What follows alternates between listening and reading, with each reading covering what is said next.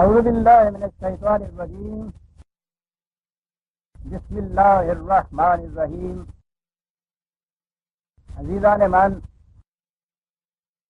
آج جولائی 1972 کی 23 تاریخ ہے اور درس قرآن کریم کا آغاز سورہ الاعراف کی آیت 151 سے ہو رہا ہے، 7/151۔ داستان بنی اسرائیل مسلسل چلی آ رہی ہے۔ سابقہ درس میں ہم اس مقام پر پہنچے تھے جہاں حضرت موسیٰ علیہ السلام جب طور کی خلوتوں سے واپس تشریف لائے تو انہوں نے آ کر دیکھا کہ ان کی عدم موجودگی میں قوم نے غسالہ کی پرستش شروع کر دی ہے۔ اس پر وہ بڑے متاسف بھی ہوئے، بارہ فروختہ بھی ہوئے۔ بھائی سے پوچھا، انہوں نے جواب یہ دیا، میں انہیں روک تو سکتا تھا لیکن اس میں خطرہ یہ تھا کہ ان میں اختلافات پیدا ہو جائیں گے، تو میں نے یہ مناسب سمجھا کہ اختلاف نہ پیدا ہونے دیا جائے، اس حالت پہ انہیں رہنے دیا جائے کہ یہ چیز تو جہالت پر مبنی ہے، اس کی اصلاح آسانی سے ہو جائے گی، اور اگر ان میں باہمی اختلاف اور افتراق پیدا ہو گیا تو وہ چیز ایسی ہے کہ جس سے یہ پھر قوم امت واحدہ نہیں رہے گی، جو دین کا بنیادی تقاضا ہے۔ اب ہم آگے چلتے ہیں۔ حضرت موسیٰ علیہ السلام نے اپنے بھائی ہارون کی علیہ السلام اس معذرت کو، بلکہ اس ایکسپلینیشن کو قابل قبول سمجھا، خدا سے کہا کہ قالا رب اغفر لی ولأخی وادخلنا فی رحمتک وانت ارحم الراحمین۔ اے ہمارے نشو و نما دینے والے، جو نقصان ہوا ہے تو اس کی تلافی کا انتظام کر دے اور مجھے اور میرے بھائی کو اپنی رحمتوں کے سائے میں لے لے، کہ تو سب سے بہتر سامان نشو و نما پہنچانے والا، مرحمت کرنے والا، رحمتوں کا صحاب کرم بھیجنے والا ہے۔ ضمناً قرآن کریم میں آپ دیکھیں گے کہ بعض جگہ آیا ہے خدا کے متعلق کہ ارحم الراحمین ہے، رحم کرنے والوں میں سب سے زیادہ رحم کرنے والا، احکم الحاکمین ہے، فیصلے کرنے والوں میں سب سے بڑا فیصلے کرنے والا، کہیں احسن الخالقین ہے، تخلیق کرنے والوں میں سب سے زیادہ موزوں ترین، حسین ترین تخلیق کرنے والا۔ تو اس سے آپ نے دیکھا ہوگا کہ ان صفات میں وہ خدا کے علاوہ انسانوں کو بھی شریک کرتا ہے، کیونکہ جب وہ کہتا ہے کہ احکم الحاکمین، فیصلے کرنے والوں میں سب سے بلند و بالا فیصلے کرنے والا، تو دوسرے فیصلے کرنے والوں کے وجود کو بھی وہ تسلیم کرتا ہے۔ تو یہ صفات انسانوں کے اندر پیدا ہوتی ہیں۔ فرق اتنا ہوتا ہے کہ انسانوں کی صفات حدود بشریت کے اندر رہتی ہیں اور خدا کی یہ صفات لامنتہا ہوتی ہیں، وہ خود بھی انفائنائٹ ہے، اس کی یہ صفات بھی حدود فراموش ہوتی ہیں۔ یہ فرق ہوتا ہے انسانوں کی ان صفات کا اور خدا کی ان صفات کا۔ اسی لیے جہاں بھی یہ آئے گا وہ ان صفات کے حاملین کے مقابلے میں اپنے آپ کو کہیں ارحم کہے گا، کہیں احکم کہے گا، کہیں احسن کہے گا۔ اس سے آگے اور اس سے بڑا کوئی نہیں، نہ تو اس کے مقابل کا کوئی، کیونکہ جب بھی آپ کسی جگہ سپرلیٹو ڈگری لائیں گے، تفضیل کلی لائیں گے، تو اس کے معنی یہ ہوتے ہیں کہ اس جیسا بھی نہیں کہ جائے کہ اس سے زیادہ بڑا آپ سمجھ لیں، لیکن اس سے نیچے ان صفات کے حاملین کو قرآن تصور میں لاتا ہے ان کے وجود کو تسلیم کرتا ہے، تو اس کے معنی یہ ہے کہ انسان ان صفات خداوندی کو اپنے اندر بیدار کر سکتا ہے۔ بیدار ہی میں نے اس لیے کہا کہ اس کے اندر صلاحیت تو ہوتی ہے ان صفات کی، وہ اپنے اعمال سے ان کو بیدار کر سکتا ہے، جلا دے سکتا ہے، یہ نشو و نما پا سکتی ہیں۔ خدا کی وہ صفت ایک سٹینڈرڈ یا معیار کا کام دیتی ہے، جس میں یہ ماپتا چلا جاتا ہے کہ میں کتنا اس کے متشابہ ہوتا چلا جاتا ہوں، اس کے قریب مشابہ ہوتا چلا جاتا ہوں۔ جیسا میں نے عرض کیا ہے کہ اس جیسا ہونے کا تو تصور نہیں ہو سکتا کہ وہ لا منتہا ہے، کوئی محدود لا منتہا کے مقابل میں نہیں لایا جا سکتا، لیکن ان صفات کو وہ اعلی حد بشریت اپنے اندر انسان پیدا کر سکتا ہے۔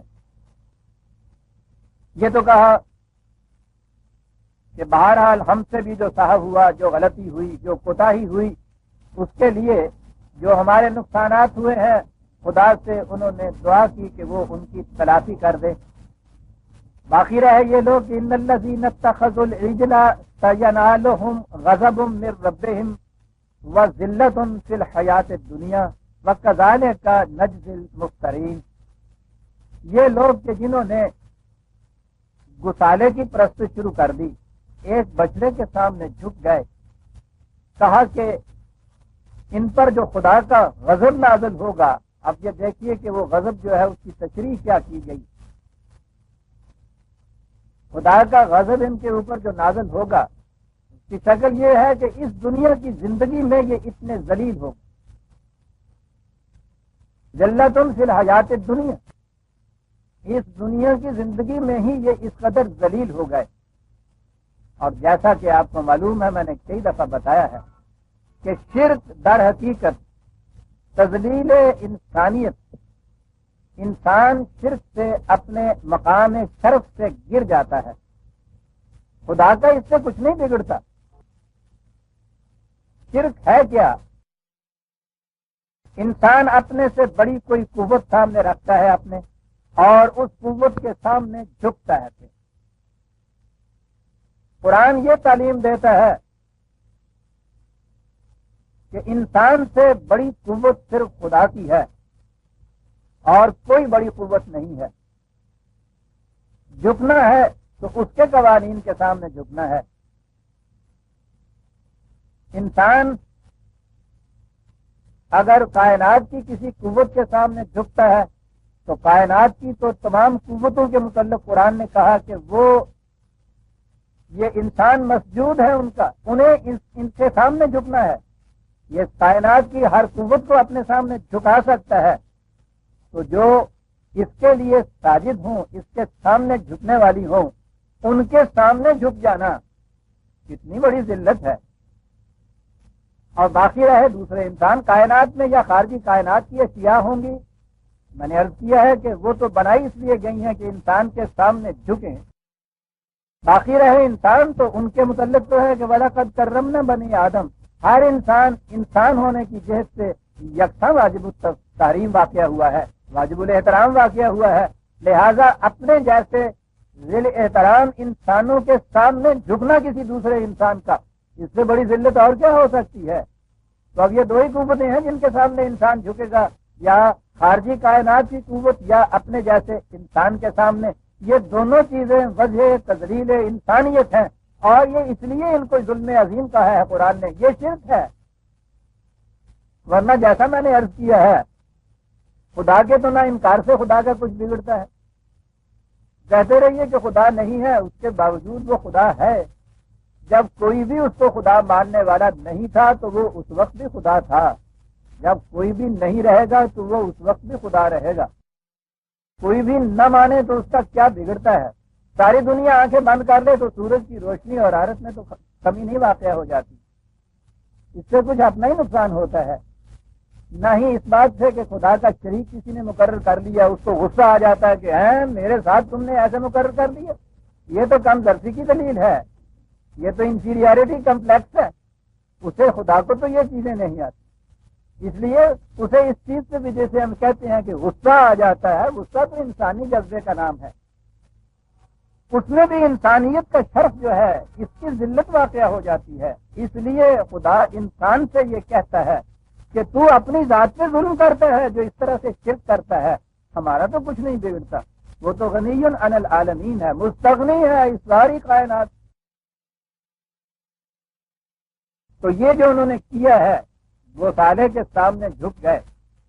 یا جتنے انسان اب بھی انہوں نے حیوانات تک کو اپنا معبود بنا رکھا ہے، گائے کی پرستش کرتے ہیں، اور یہ بڑی پرانی چیز ہے. مصر اپنی تہذیب میں اپنے دور عروج میں بھی جب وہ ساری دنیا کو نوادرات کی تعلیم دیا کرتا تھا وہ بھی گائے کی پرستش کرتا تھا، بچڑے کی پرستش کرتا تھا. دنیا کے بڑے بڑے مذاہب میں اس قسم کی چیزوں کی پرستش ہے. درختوں کی پرستش ہوتی ہے، پیپل بھی دیوتا ہے، سانپ بھی دیوتا ہے، شیر دیوتا ہے، بادل کی گرج چمک اندر دیوتا ہے، دریا دیویاں ہیں، ماتائیں ہیں. یہ ساری چیزیں انسانوں نے اپنے لیے معبود بنا دی کہ جن چیزوں کے متعلق قرآن نے شروع میں یہ کہہ دیا کہ یہ وہ ملائکہ ہیں جو آدم کے سامنے سیدھا ریز ہوتے ہیں، لہذا ان کے سامنے آدم کا جھکنا ہے، انسان کا ان کے سامنے سرنگوں ہونا بڑی ہی وجہ تذلیل ہے. قرآن نے انسان کو اس کے مقام سے آشنا کرایا ہے، اور وہ مقام یہ ہے کہ ایک خدا سے نیچے ساری کائنات سے اوپر. لہذا وہ جو ایک خدا کے سامنے جھکنا ہے وہ بھی خدا کی کوئی ذات ایسی نہیں ہے کہیں رکھی ہوئی کہ جس کے سامنے یہ جیسے بادشاہوں کے حضور میں سجدہ ریز ہوتا ہے اس طرح جھکتا ہے. خدا کے سامنے جھکنے سے بھی مراد اس کے قوانین کی اطاعت کرنا ہے، اور قوانین کی اطاعت جو ہے اس میں تو کوئی چیز ذلت کا باعث نہیں ہوتی. اس میں بھی وہ شرک یہ کہتا ہے کہ انسان کسی دوسرے انسان کے فیصلے یا قانون کے تابع کے سامنے اگر جھکتا ہے تو یہ بھی شرک ہے. یہ تو سب سے بڑا شرک ہے. حتیٰ کہ وہ تو یہ کہتا ہے کہ انسان اپنے پس جذبات کے سامنے بھی اگر جھکتا ہے تو یہ بھی بہت بڑا شرک ہے. وہ انسان کو بڑا بلند مقام عطا کرتا ہے. اسی لیے اسی سورہ اعراف میں آگے چل کے آئے گا کہ ہم تو اسے چاہتے تھے کہ آسمان کی بلندیوں تک پہنچا دیں، اور یہ سوختہ بخش اپنے آپ کو زمین کی پستیوں کے ساتھ چمٹائے ہوئے چلا جاتا ہے. یہ ہے ساری چیز، وہ آسمان کی بلندیوں تک انسان کو لے جانا چاہتا ہے. اس لیے ہر وہ تصور، نظریہ، عقیدہ، عمل کہ جس سے اس زندگی میں انسان ذلیل ہو جائے، اپنا مقام انسانیت کھو دے، وہ اسلام کے خلاف ہے، دین کے خلاف ہے. یہی شرک ہے حقیقت میں سب سے بڑا شرک. ایک خدا کے قوانین کے سامنے جھکنے کے بعد ساری کائنات کا مسجود بن جانا، وہی چیز جسے اقبال نے کہا ہے کہ یہ ایک سجدہ جسے تو گراں سمجھتا ہے، 1000 سجدے سے دیتا ہے آدمی کو نجات. لیکن ہم ہیں کہ یہ حیوانات کے سامنے جھکنے والوں پر مذاق کرتے ہیں، ان کی ہنسی اڑاتے ہیں، کہتے ہیں کہ کس قدر یہ احمق ہیں، بے وقوف ہیں. ارے بھائی ایک حیوان پھر بھی تو جیتا جاگتا تو ہے، چلتا پھرتا تو ہے. یہ ان کا مذاق اڑاتے ہیں اور آپ مٹی اور چونے گل کی قبروں کے سامنے جھکتے ہیں، اور کبھی اس کا احساس نہیں ہوتا کہ یہ کتنی بڑی وجہ تذلیل ہے. چیز یہ حرکت کیا ہے جو ہم کر رہے ہیں، اسے وجہ فخر سمجھتے ہیں اور ان کا مذاق اڑاتے ہیں اور ہنسی اڑاتے ہیں. یہ جو اس نے کہا ہے کہ یہ گوسالے کی پرستش، اس کے سامنے جھکنا ذلت فی الحیات دنیا تھا، یہ تو پھر وہ گوسالہ تھا. کچھ نہ کچھ تو شکل ہی صحیح اس کی ہاتھ کا ہی بنا ہوا صحیح. قرآن نے کہا ہے کہ ہوا سے اس کے حلق میں سے کچھ آواز ہی نکلتی تھی، کوئی ایک متشکل سی مورتی تھی، کچھ آواز بھی تو نکلتی تھی. یہ جو آپ ایک چبوترے کے سامنے چھپ جاتے ہیں جا کر، اس میں تو کوئی شکل بھی نہیں ہوتی، اس میں سے تو کوئی آواز بھی نہیں آتی. جھکتے ہیں اور تصور یہ کرتے ہیں کہ میری تقدیریں ان کے ہاتھ میں ہیں، میری مرادیں یہ باہم پہنچائیں گے. وہ بھی تو ان کی پرستش اسی لیے کرتے ہیں کہ ان کے ذہن میں یہ ہے کہ وہ ہماری مرادیں باہم پہنچاتے ہیں. پتھر کے سامنے ہی وہ جھکتے صحیح، لیکن پتھر میں پھر بھی تو کچھ نقش و نگار تو بنا لیتے ہیں. یہاں تو اس سے بھی پسترین درجہ ہوتا ہے جس تک ہم پہنچے ہوئے ہیں، لیکن ہم انہیں مشرک کہتے ہیں، ان کو حقارت کی نگاہ سے دیکھتے ہیں. اپنے ان اعمال پہ کبھی نظر نہیں جاتی کہ ہم کس مقام کے اوپر کھڑے ہیں. ہاں، وَكَذَلِكَ نَجْزِي الْمُفْتَرِينَ، یہاں کہا اس طرح کرنے والے، یعنی ایک جھوٹی بات کو سچی سمجھ لینا، جھوٹ کو سچ سمجھ لینے والے، سچ بنا کر دکھانے والے، اس طرح سے ان کے اس تصور کا، اس عقیدے کا بدلہ ملتا ہے. ذلت فی الحیات الدنیا، اس دنیا کی زندگی میں وہ ذلیل ہو جاتے ہیں. والذین عملوا السیئات ثم تابوا من بعدها وآمنوا ان ربک من بعدها لغفور رحیم. سوال یہ تھا کہ ایک دفعہ اگر یہ لغزش ہو گئی تو کیا ہمیشہ کے لیے یہ مردود اور مسرود ہو گئے؟ کیا ان کی باز آفرینی کا اب کوئی موقع باقی نہیں رہا؟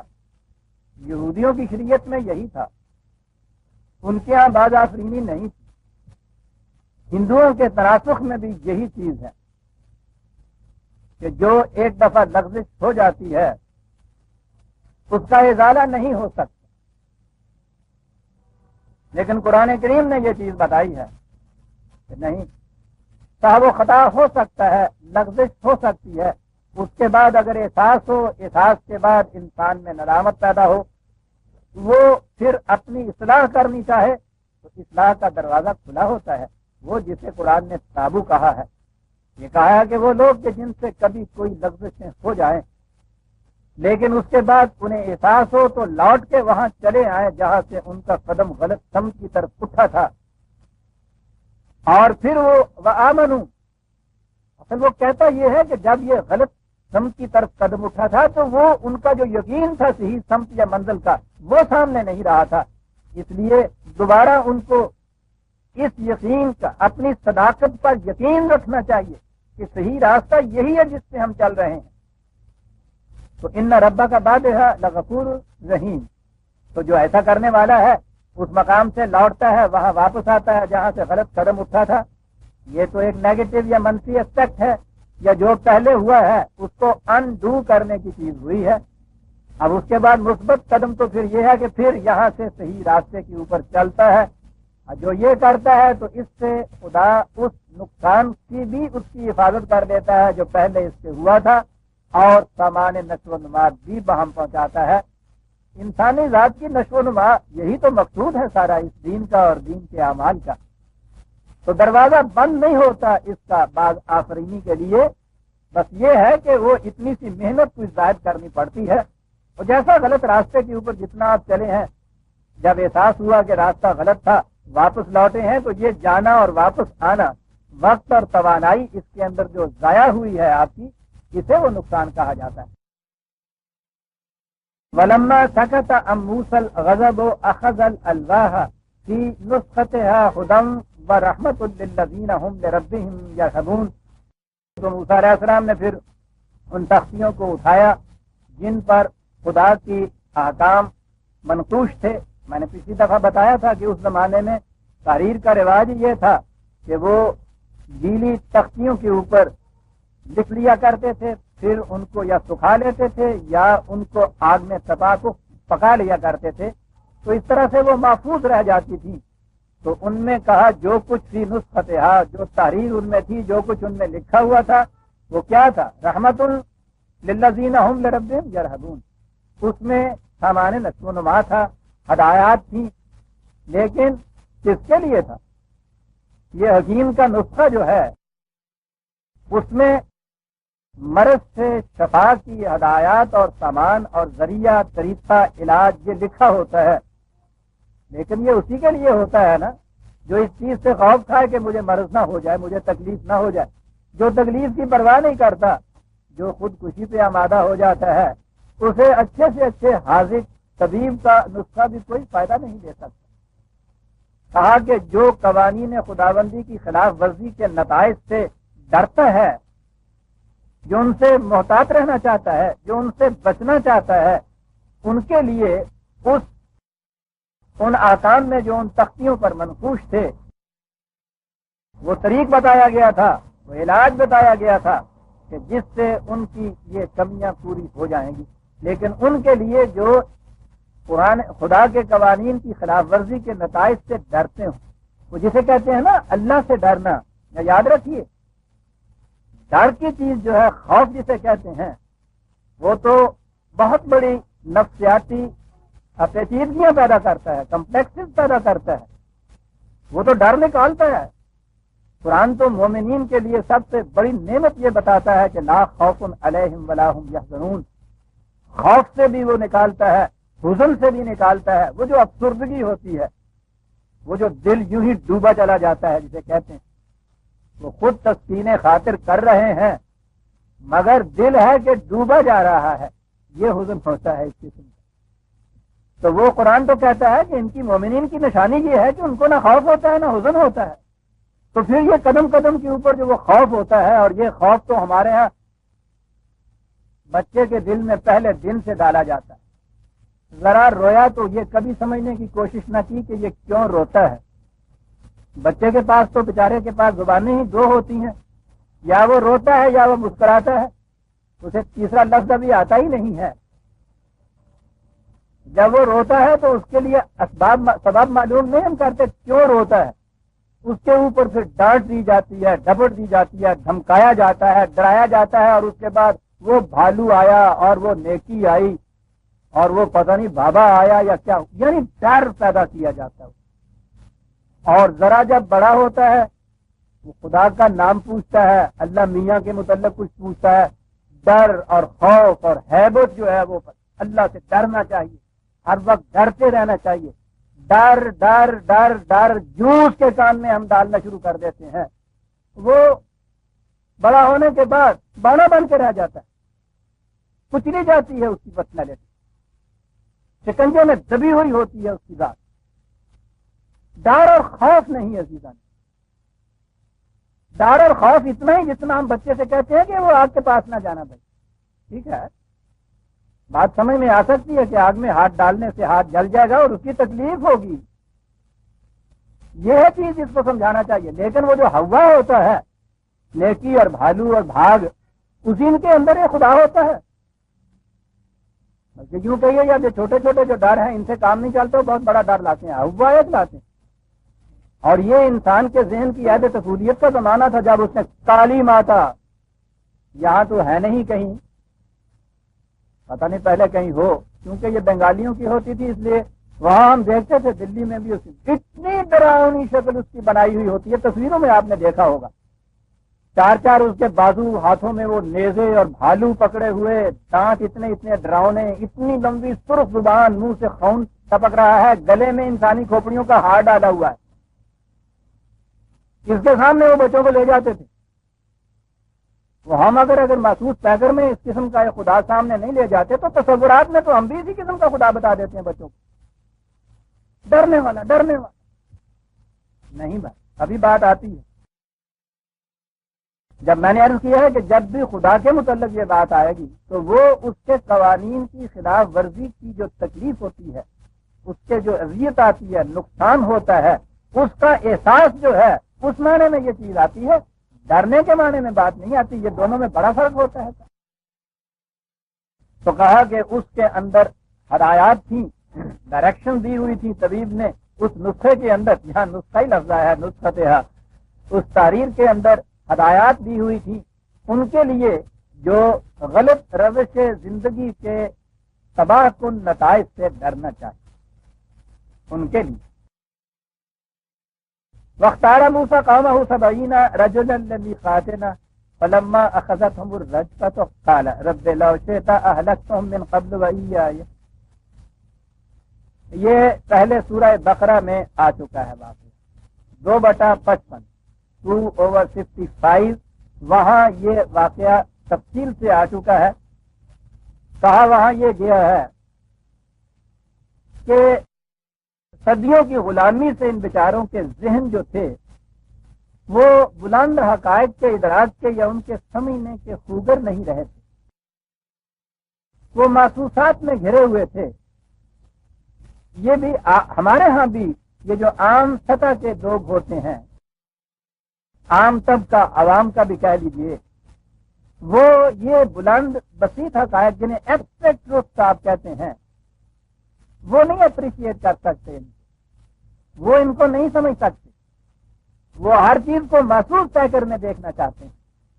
یہ انسانی ذہن کی پستی ہے، یہ وہ سطح کا لیول بہت نیچا ہوتا ہے۔ انسان کو جو سمجھنے کی قوت دی ہے تو وہ یہ حقائق جو ہے انہیں سمجھنا ہے، ورنہ محسوسات کو تو ہر شخص دیکھ سکتا ہے۔ قرآن انسانی ذہن کو بلند لے جاتا ہے، وہاں وہ اس قسم کے حقائق ان کے سمجھنے کی، ان کی ادراک کی صلاحیتوں کو بیدار کرتا ہے اس کے ذہن کے اندر، اسی لیے وہ محسوسات سے اونچا لے جاتا ہے۔ وہ اسی لیے خدا کا کوئی بت بنا کے سامنے نہیں رکھنا چاہتا، وہ بلند لے جاتا ہے۔ لیکن اس قسم کی پست ذہنیتوں والے، ان کی کیفیت یہ ہے کہ وہ ہر ان حقائق کو محسوس پیکر میں سامنے دیکھنا چاہتے ہیں۔ یہ جو انہوں نے خدا کی تعلیم دی تھی حضرت موسیٰ علیہ السلام، حضرت ہارون علیہ السلام نے، لیکن وہ خدا وہ تھا جو محسوس پیکروں میں ان کے سامنے نہیں آ رہا تھا۔ وہ جو ذرا ادھر ہوئے حضرت موسیٰ علیہ السلام تو انہوں نے بچڑے کی پرستش کیوں شروع کی؟ وہ محسوس شکل میں سامنے آ گیا۔ وہاں یہ بتایا گیا ہے سورہ بقرہ میں، اور یہاں اس کی طرف اشارہ کیا گیا ہے۔ قرآن کا انداز یہی ہے کہ ایک مقام پہ تفصیل بیان کرتا ہے، پھر ان کا ذکر کرتا ہے تو اشارتاً ذکر کر کے آگے بڑھ جاتا ہے۔ وہاں یہ کہا تھا کہ ان لوگوں نے کہا کہ لنوں میں نہ لگا حتیٰ میرا اللہ جہرت، ہم تمہاری بات نہیں مانیں گے تا وقت کہ خدا کو محسوس شکل میں اپنے سامنے نہ دیکھ لیں۔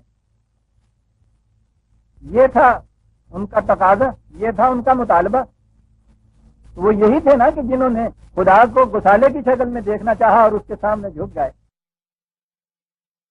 اسی طرح وہ یہ چاہتے تھے کہ اچھا اگر گسالہ نہیں، یہ بت نہیں، تو اس خدا کو ہم اپنی آنکھوں سے دیکھنا چاہتے ہیں۔ خدا کو آنکھوں سے دیکھنا عزیزان، یہ تو بنی اسرائیل کے عوام ہیں جن کو کہا گیا ہے کہ بڑے احمق تھے۔ وہاں یہ بات بتائی گئی ہے، یہاں اس کو دہرایا گیا ہے کہ حضرت موسیٰ علیہ السلام ان کو لے کے چلے، آگے گئے تو پہاڑ کے دامن میں پہنچے تو وہاں بجلی گری، تو کہا کیفیت یہ تھی کہ دیکھنے چلے تھے خدا کو اپنی آنکھوں سے، اور کیفیت ڈر کی یہ تھی کہ بجلی کی کڑے پر چمک سے غش طاری ہو گیا۔ تو جن کی کیفیت یہ ہے ڈرنے کی کہ بجلی کی چمک کے سامنے بھی وہ جھک جاتے ہیں ہندو کی طرح، یا ان کو غش آ جاتا ہے، کیفیت ان کی یہ مطالبے یہ کہ خدا کو اپنی آنکھوں سے دیکھیں۔ خدا کو آنکھوں سے دیکھا ہی نہیں جا سکتا۔ میں نے کہا کہ یہ تو بنی اسرائیل کے عوام کا مطالبہ ہے۔ ابھی ابھی ہمارے سامنے وہ بات آ چکی ہے نا کہ حضرت موسیٰ علیہ السلام نے بھی جب یہ کہا کہ خدا تیری باتیں تو کان سے سنتا ہوں، لیکن جی چاہتا ہے کہ تو میری آنکھوں کے سامنے بے حجاب آ جائے، تو اس سے یہ کہا گیا تھا کہ لن ترا، تو دیکھ نہیں سکتا۔ خدا کو ان محسوس آنکھوں سے دیکھا نہیں جا سکتا کہ محسوس چیزوں کو ہی دیکھا جا سکتا ہے ان محسوس ذرائع سے۔ غیر محسوس حقائق کو ان آنکھوں سے نہ دیکھا جا سکتا ہے، نہ ان کانوں سے سنا جا سکتا ہے۔ ان کو تو سمجھا جا سکتا ہے۔ تو پیغمبر کو یہ کہہ دیا گیا کہ تو خدا کو نہیں دیکھ سکتا، تو یہ ان کا یہ جو مطالبہ تھا کہ خدا کو ہم محسوس شکل میں سامنے دیکھنا چاہتے ہیں، تو اس مطالبے کو کیسے پورا کیا جاتا؟ ان کو تو یہی بتانا مقصد تھا کہ یہ جہالت کا مطالبہ ہے، خدا کو دیکھا نہیں جا سکتا، یہ حقائق سمجھے جا سکتے ہیں۔ قرآن پیغمبر کے متعلق کہہ رہا ہے کہ اس سے کہا گیا نہیں دیکھا جا سکتا۔ اور ہمارے ہاں کے حضرت صاحب ہوتے ہیں کہ وہ روز آگے کہتے ہیں کہ رات ہم خدا کے ہاں گئے ہوئے تھے، دربار میں پہنچے ہوئے تھے، بڑی مزے کی باتیں ہوتی تھیں، روز پہنچے ہوئے ہوتے ہیں۔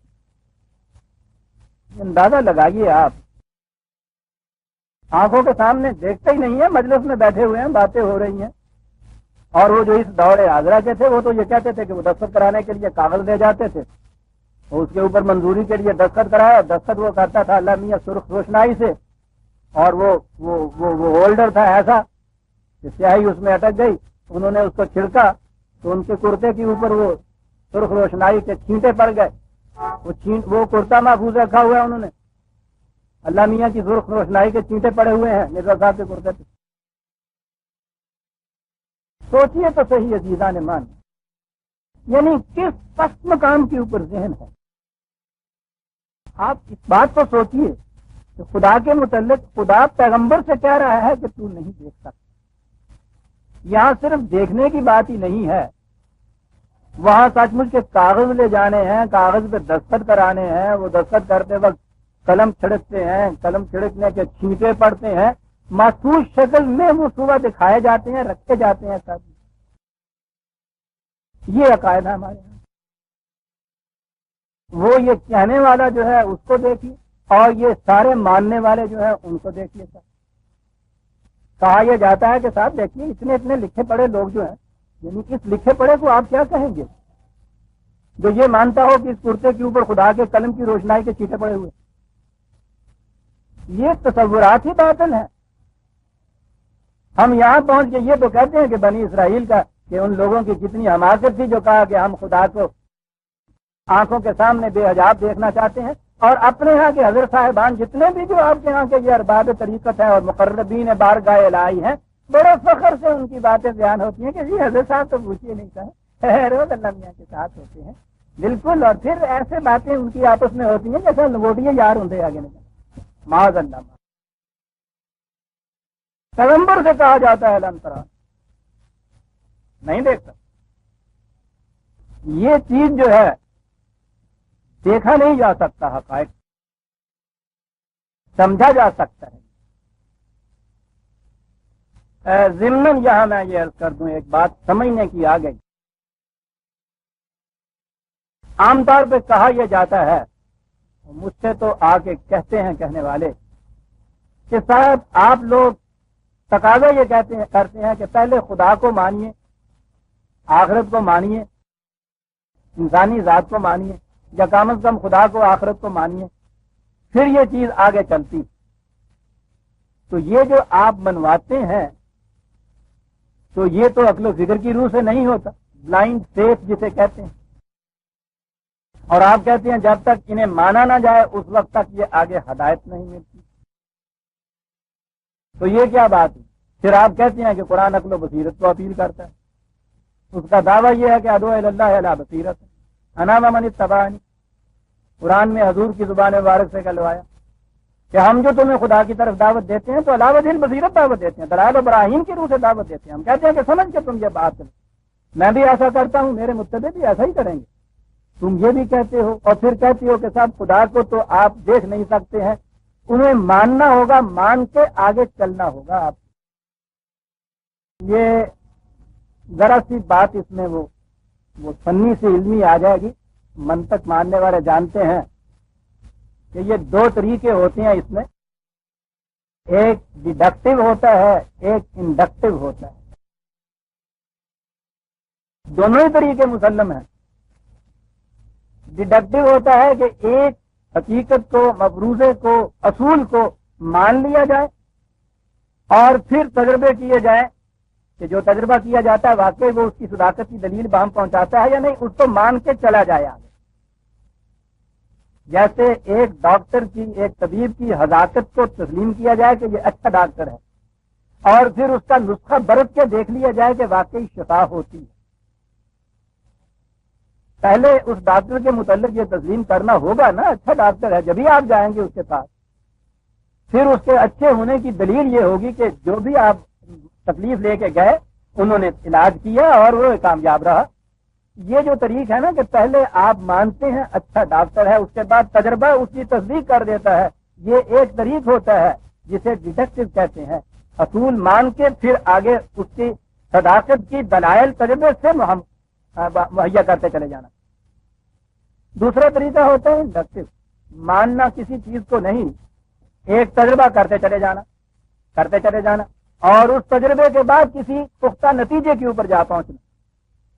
एक तरीका ये होता है।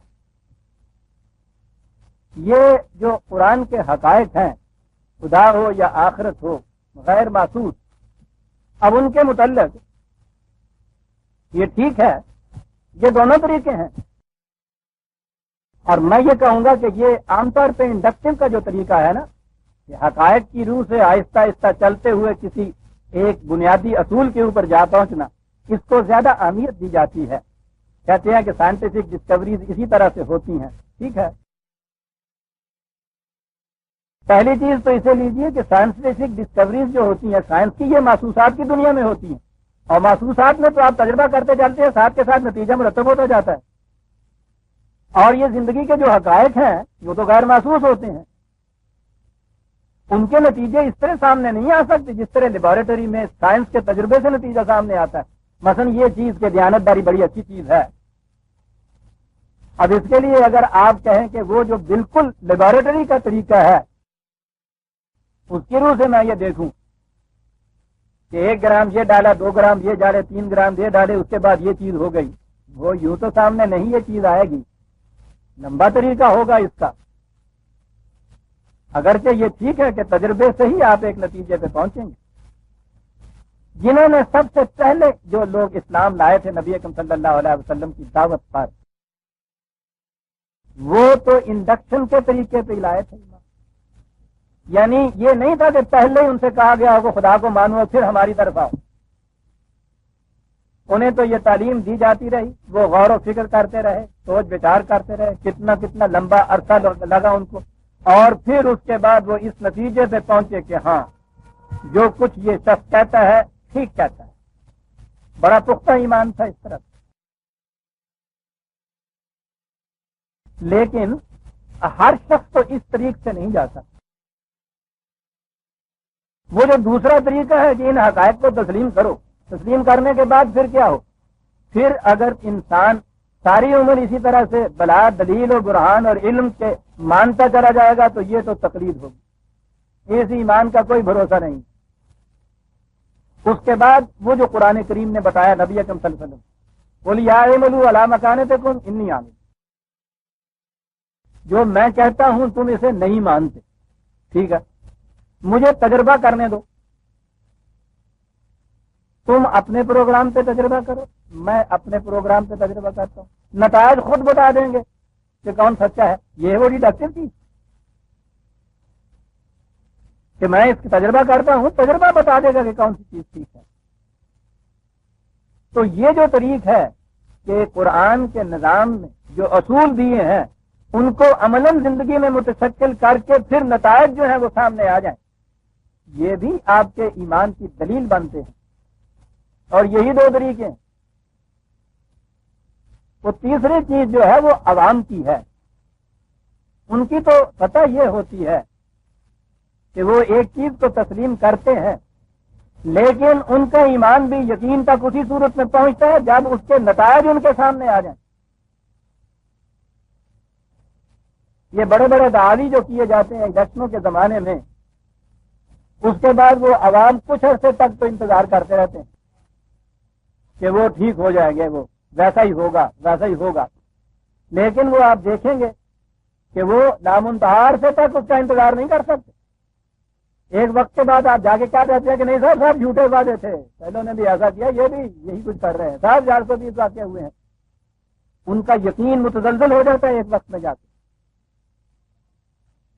تو یاد رکھیے، عوام کا یہ یقین ہو یا ڈیڈکٹیو طریقے سے آپ نے کسی چیز کو پہلے مانا ہو، جب تک عملی نتائج اس کی تصدیق نہیں کرتے ایمان محکم نہیں ہو سکتا۔ آج جو ہماری حالت ہے کہ 70 کروڑ مسلمان دنیا میں بس رہے ہیں، ایمان کی کہیں ایک کرن اور رمق نظر نہیں آتی، وہ اس لیے ہے کہ نہ تو پہلے انہوں نے کسی طرح انڈکشن کے طریقے کے اوپر مانا ہوا ہے کہ ذاتی تجربے کی بنا کے اوپر اس حقیقت پہ پہنچے ہوں کہ قرآن واقعی خدا کی کتاب ہے، نہ ہی ڈیڈکشن کے ذریعے سے پہلے مان کے خدا کی کتاب ہے پھر تجربہ تم ثابت کیا ہو کہ واقعی خدا کی کتاب ہے، نہ یہ کیا ہے۔ تیسری چیز ہے پیدا ہو گئے مسلمان کے گھر میں، مسلمان ہے، ساری عمر اسی طرح سے رہے، اس کو آپ ایمان کہہ نہیں سکتے۔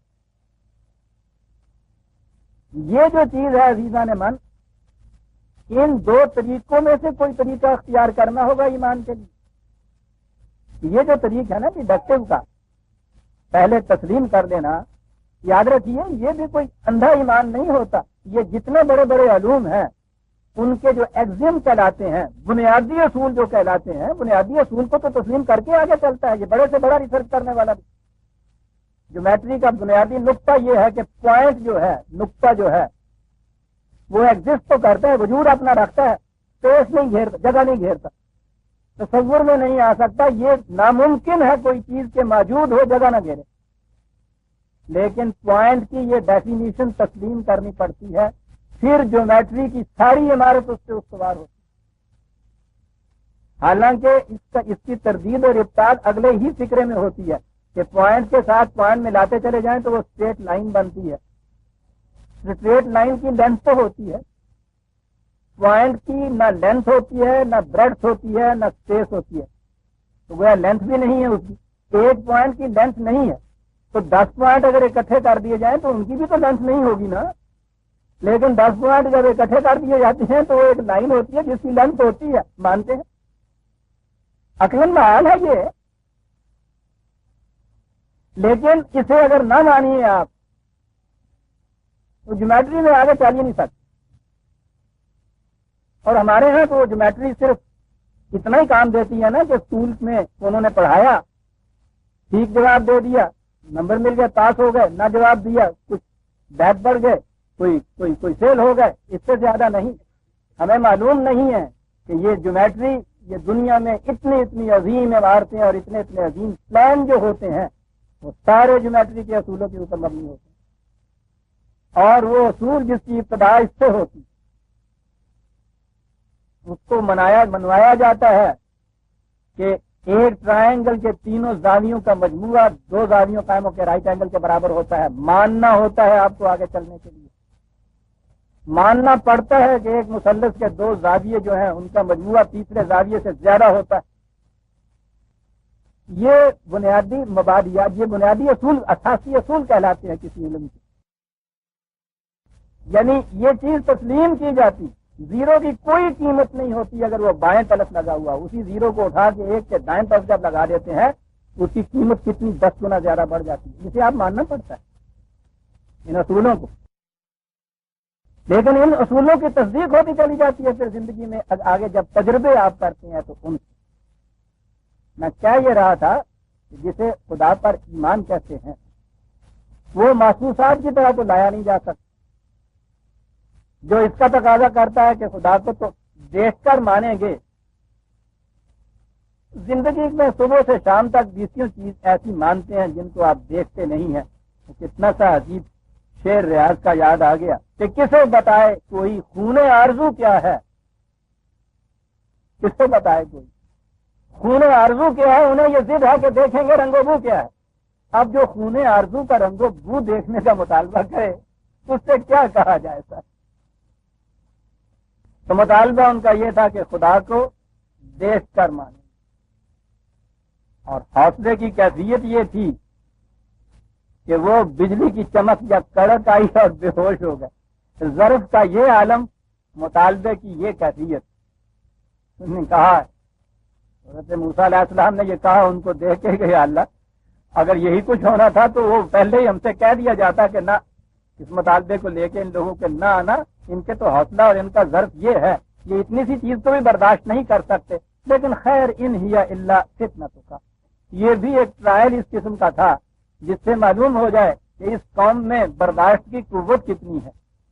سمجھنے کی قوت تو ہم نے پہلے دیکھ لی کہ خدا کو بھی کہتے ہیں دیکھ کے مانیں گے. برداشت کی قوت کا یہ عالم ہے کہ اتنا سا حادثہ ہوا ہے تو اس میں ہوش تو بیٹھے.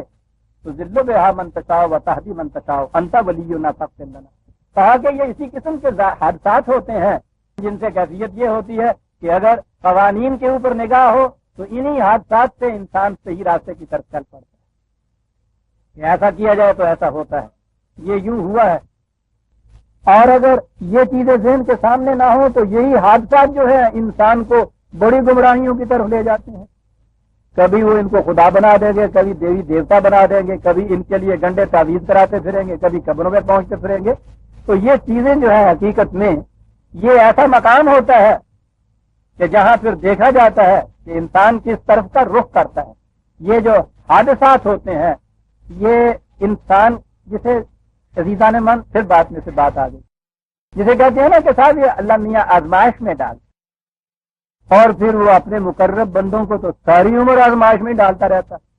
نیت جو ہے کوئی مقرب ہو رہا ساری عمر وہ تنبازیں کرتا رہتا ہے. کتنی غلط بات ہے یہ جو تصور ہمارا. وہ آزماتا ہے. آزماتے تو آپ ہیں ایسے دوست کے جس کی دوستی کے اوپر یقین نہ ہو تو پھر آپ کوئی فرمائش اس سے کر کے تو آپ کہتے ہیں کہ میں اس کی دوستی کو آزما رہا ہوں. جس دوست کی دوستی پہ یقین محکم ہو اس کو کبھی آزمانے کی ضرورت نہیں پڑتی. اور جس خدا کا علم اتنا ہے کہ وہ دل سے دل میں گزرنے والے خیالات تک کو بھی جانتا ہے وہ یہ کیا آزمائے گا کہ ہم یہ حکم دیکھتے ہیں مانتا ہے یا نہیں مانتا. یہ مفہوم غلط ہے. آزمانے کے مفہوم میں خدا کا جہل اس کی لا علمی لازم آتی ہے کہ اسے یہ پتہ نہیں تھا پہلے کہ میں اس کے حکم کی تعمیل کروں گا یا نہیں کروں گا. وہ یہ دیکھنے کے لیے کہ تعمیل کرتا ہے یا نہیں کرتا اس قسم کا حکم دیتا ہے. تو یہ تصور نہیں ہے جسے آزمانا کہتے ہیں نا. وہ حقیقت میں انسان خود اپنے آپ کو آزماتا ہے کہ میری صلاحیتیں کتنی ہیں, مجھ میں قوت اس برداشت کی ہے یا نہیں. یہ خدا انسان کو نہیں آزماتا. وہ اس قسم کے مواقع بہم پہنچاتا ہے کہ انسان خود اپنے آپ کو آزما کے دیکھے کہ کہاں کھڑا ہوں. یہ اتنی قوتیں آ بھی گئی ہیں یا یوں ہی اپنے ذہن میں اپنے آپ کو فریب دے لیا ہے کہ بڑی قوت ہے, یا یہ سمجھ لیا ہے کہ ہاں صاحب وہ قوت موجود ہے ہمارے ہاں ہمارے اندر ابھی تک. اس نے کہا تھا نا بڑے میاں کہ ٹھیک ہے بڑے میاں جوانی کی بات ہے تو آپ بڑی کرتے ہیں, آپ پہلوان تھے, بڑے کثرتی تھے, بڑی قوت تھی, لیکن آپ بڑھاپا آ گیا آپ کے اوپر, اب نہیں وہ قوت رہی. کہنے لگے نہیں بالکل نہیں سر, اب بھی وہی بات ہے, بالکل کمی واقعہ نہیں ہوئی. کہنے لگے نہیں, کہنے لگا چل کے دیکھ لو. اب وہ چلے اکھاڑے میں پہنچے. اکھاڑے کے کنارے پہ ایک بہت بڑا پتھر رکھا ہوتا, وہ پہلوان آ کے اس پتھر کو ہلاتے تھے, قوت کا آزمائش کرتے تھے. انہوں نے کپڑے اتارے, اکھاڑے میں گئے, وہاں جا کے اس کو یوں کیا اور ادھر سے کیا, نہ وہ ادھر سے ہلا نہ وہ ادھر سے ہلا. اس نے کہا کیوں میاں میں نے کہا تھا نا کہ فرق آ گیا. کہنے لگے بالکل فرق نہیں آیا. کہنے لگے کیسے؟ کہنے لگے جوانی میں بھی نہیں ہلا کرتا تھا, بھی نہیں ہلا. ایک تو اس قسم کا فرق نہ پڑنا ہے وہ ہم ہے. ٹھیک ہے ہم میں کوئی سوال نہیں, تنزل نہیں آیا, کوئی کمی نہیں آئی صاحب. یہ کہتے ہیں تو کیسے نہیں آئی کہ پہلے بھی فاقے آدھے سن ہوں بھی آدھے آگے کیسے آئی کبھی. بہرحال یہ جو آزمائش ہوتی ہے نا جسے کہتے ہیں خدا آزماتا ہے, وہ اپنے لیے آزماتا نہیں ہے. طلاق کے معنی ہوتے ہیں پہلو بدلنا. وہ زندگی کے مختلف پہلو بدلتا ہے تمہارے یہاں, مواقع بہم پہنچاتا ہے اس بات کے دیکھنے کے لیے کہ تم اپنے آپ کو آزما دیکھو, کہیں اسی فریب میں مبتلا تو نہیں ہو کہ کوئی فرق نہیں آیا. دیکھتے جاؤ کتنی ترقی کی ہے تم نے, ماپتے جاؤ اپنے آپ کو, اپنی آزمائش کرتے چلے جاؤ. یہ ہے کہا یہ کہ یہ جو تھا یہ مقام تھا اس قسم کا کہ ہم آزما کے دیکھیں اپنے آپ کو کہ ہم میں قوت برداشت کتنی. اور یہی وہ مقام ایسے ہوتے ہیں کہ جن میں بڑی صحیح بات یہاں کہی جو قرآن نے کہ اگر اسباب و علل اور قوانین خداوندی کی لم سامنے ہو تو انسان سمجھ لیتا ہے کہ یہ ایسے ہوا ہے اور ایسے ہونا چاہیے تھا. یہ نہیں ہوتی, غلط راستوں کی طرف چل نکلتا ہے. توہم پرستیاں انہی حوادث کی وجہ سے آتی. جہاں چاند صاحب کہتے ہیں وہاں سے توہم پرستی شروع ہو جاتی. یعنی اس کا سبب یا کاز سمجھ میں نہ آئے تو اس کے بعد پھر یہ اچھا ہے. ہم عام طور پہ لفظ اتفاق ہمارے ہاں ہے کہ اتفاق سے یہ ہو گیا تو ہم وہاں کھڑے ہو کے زیادہ پریشان نہیں ہوتے. یہ اتفاق کی بات آ گئی تو آپ کو معلوم ہے نا کہ اتفاق کے تو بڑے فائدے ہیں نا. روز ہم کہتے ہیں کہ ہم نے اتفاق نہیں, اتفاق کرنا چاہیے, اتفاق کے بڑے فائدے ہیں. تو وہ ماسٹر پوچھ رہا تھا بچے کہ اتفاق کے فائدے گناؤ, اس نے بڑے فائدے گنائے. گنانے کے بعد کہا کہ جی اب میں اتفاق کے نقصانات بھی گناتا ہوں. کہنے لگا اتفاق کے بھی نقصان ہوتے ہیں. کہنے لگے جی ہاں, اتفاق سے گاڑی ٹکرا جاتی ہے, اتفاق سے چھت گر جاتی ہے, اتفاق سے بڑے نقصان بھی ہوتے آگے. اندازہ لگائیے ہم نے یہ اتفاق کا لفظ کس مقصد کے لیے اپنے یہاں رکھ چھوڑا ہے. بڑے نقصان ہوتے آگے. تو جسے چانس کہتے ہیں, جس کا ہم نے غلط ترجمہ اتفاق رکھا ہے, ورنہ اتفاق تو وہ چیز ہے جو موافقت ہو. کاز اینڈ ایفیکٹ کے اندر توافق اگر ہو تو اسے کہنا چاہیے نا موافقت ہو. وہ تو وہ مقام ہوتا ہے جہاں موافقت نظر ہی نہیں آپ کو آتی. لیکن یہ جو مقام ہے نا جہاں چانس ہوتا ہے وہاں توہم پرستی شروع ہوتی. قرآن کہتا ہے توہم پرستی کی بات نہیں ہے. تمہارے علم کی کمی ہے ابھی جو تم اس کے کاز کو سمجھ نہیں سکے. مزید علم حاصل کرو, مزید علم حاصل کرو, اور علم کی کوئی انتہا نہیں. حتیٰ کہ وہ ذات عالم اللہ صلی اللہ علیہ وسلم کہ جن سے بلند تر علم کا مرتبہ تصور انسانی میں نہیں آ سکتا, حضور کی دعا قرآن کریم میں رب زدنی علم, اس مقام پہ پہنچے ہوا وہ شخص دعائیں مانگتا ہے کہ یا اللہ میرا علم اور بڑھا دے. علم کی تو انتہا ہی نہیں ہوتی. یہ تو ہمارے ہاں والے ہیں نا جی, یعنی انہوں نے 2 کتابیں سر سے میر اور نحو کی پڑھی اور اس کے بعد کالو قلوبنا غلف. جی صاحب یہ بات سمجھیے, سمجھے ہوئے ہیں ایسی, ہمیں آپ سمجھنے کی ضرورت نہیں ہے, ہم صاحب سمجھے ہوئے ہیں صاحب. قرآن کہتا کالو قلوبنا غلف, یا تو یہ ہے کہ اس طرح نہیں تو گلاب چڑھے آیا ہوگا, یا اتنا پیالہ بھرا ہوا ہے کہ اب اس میں گنجائش ہی نہیں ہے. جو یہ دعویٰ کرتا ہے جاہل نہیں اجہل ہوتا ہے, یاد رکھیے. علم کی تو انتہا ہی نہیں ہوتی. تو یہ مقامات ایسے ہوتے ہیں جہاں کسی چیز کی وجہ سمجھ میں نہ آئے کہ وہاں سے غلط راستے پہ ذہن پڑ سکتا ہے.